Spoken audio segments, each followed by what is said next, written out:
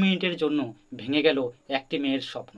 মধ্যপ্রদেশের বিদিশার মেয়ে রাগিনী বিশ্বকর্মা ডাক্তার হওয়ার স্বপ্ন নিয়ে তিনি নিট পরীক্ষা দিতে বাড়ি থেকে প্রায় 70 কিলোমিটার দূরে রওনা হন।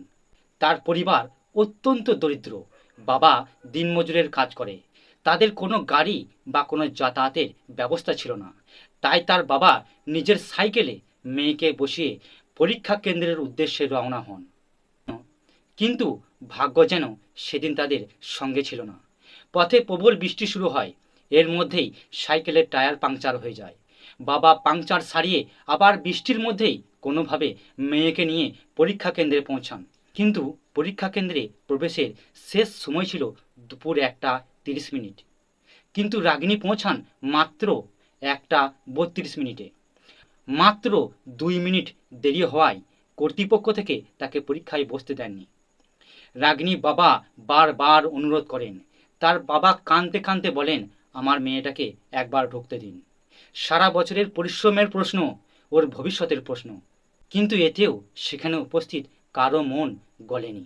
একজন অসহায় বাবা সেখানেই ভেঙে পড়েন, কারণ তিনি নিজের সব কিছু উজাড় করে দিয়েছিলেন শুধু এই আশায় যে তার মেয়ে একদিন ডাক্তার হয়ে পরিবারের দারিদ্র্য দূর করবে।